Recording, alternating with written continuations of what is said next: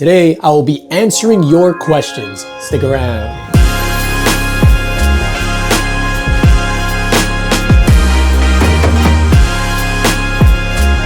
DJ LINX is in the building. Before we continue on, make sure you head on over to thecomicshelf.com and pick up your comic shelf. It is the ultimate carrying case for your raw and slab comics. It fits about 20 raw books or 2 slabs comfortably. This is the only carrying case that you'll catch me at a con with. Head on over to thecomicshelf.com and use code LINXSQUAD for 10% off your order. What's going on, everybody? It's your boy DJ LINX, back in the building, back in effect, and back with another video. And today, a little something different, so I hope you enjoy this. Today, I will be answering your questions. A couple of weeks ago, I posed a question on Instagram. I put up a post that said, hey, ask me anything. I'm going to use this for a future video. Surprise, this is that future video. Thank you to everyone that submitted questions. I greatly appreciated. Some were very thoughtful, some not so thoughtful, and some were just downright dumb. I'm gonna go through all of them. This is part 1 of You Ask, I Answered.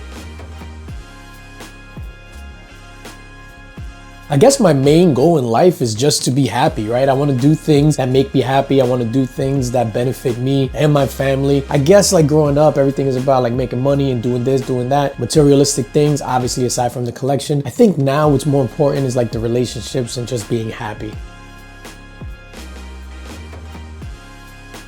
Come on, man, Big Fish isn't horrible. I'm not a Tim Burton fan, but I think Big Fish is one of his better movies. I just like the story, man, and when everybody shows up at the end, come on, man, tears.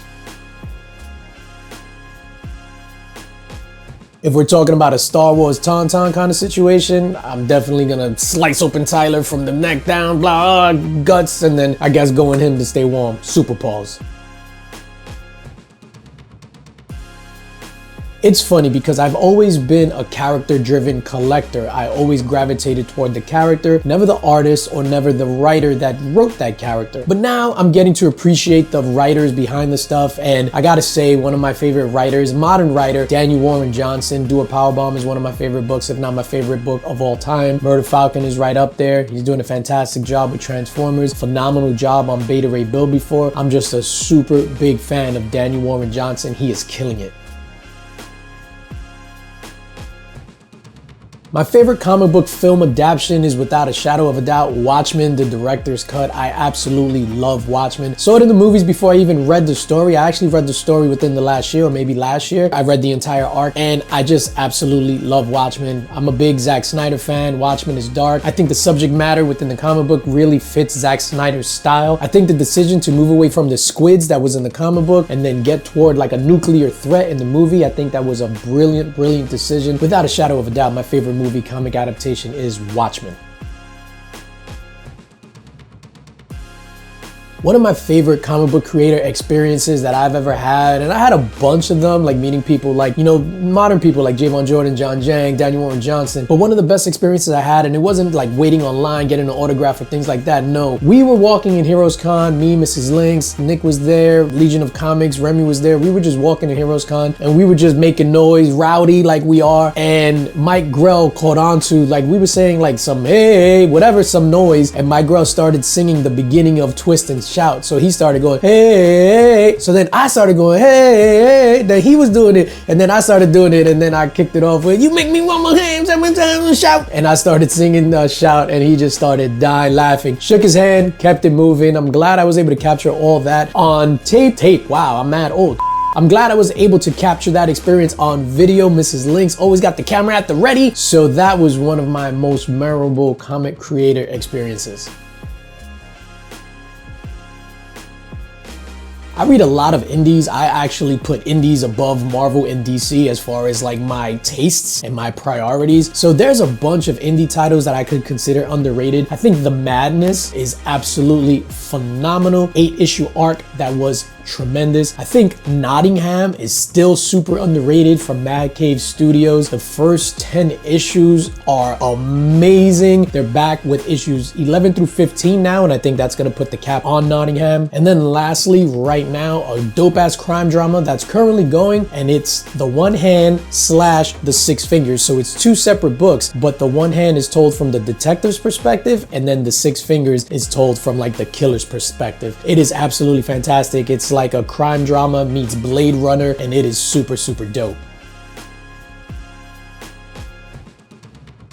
So the first Grail I ever acquired, I actually acquired 2 Grails in one day, and that was the Incredible Hulk 181 and Amazing Spider-Man 300. Incredible Hulk 181 I got in the CGC 6.0, and then Amazing Spider-Man 300, first appearance of Venom, I got in a 9.6. I bought it off the same dealer at, I think it was WonderCon in Brooklyn, and this had to be 2019, I think it was. Either 2019 or 2020, maybe 2019, because it was before YouTube and all that stuff, so I already had slabs before YouTube. I was collecting slabs, and yeah, I went in, I said, hey, let me check out that 181, let me check out that, you know, Amazing Spider-Man 300, and I just bought both. So yeah, those were the first real Grails that I ever picked up. Well, what drove me to YouTube was just the fact that I wanted to stay busy because of everything that was going on in the world. I legit thought the world was gonna end, and my way to deal with things is just to ignore them or distract myself, and what better way to do that than to jump into the YouTube game. My friends were always telling me that I should start a YouTube. I had a crazy action figure collection, so they were like, yo, you should do hot toy reviews, this, that, and the third. And you know, I took the leap of faith, started the YouTube, and I'm glad to be where I'm at today. I just passed my YouTube 4-year anniversary at the end of April. How would I do things differently? I don't think I'll do anything differently. I think I got into the YouTube thing, it was more for me, and it has always been for me. That kind of extended a little bit to when we created the LINX squad and the channel membership and stuff like that. But at the end of the day, I do YouTube for me. I'm not chasing views. I'm not sub farming. I'm not presenting any kind of content that I don't want to see. I'm not chasing controversy. That is not anything that I do. I do this channel strictly for me. I did it for me from the beginning. I do it for me till today. And when I don't do it for me, that's the last time you're gonna see DJ LINX on YouTube.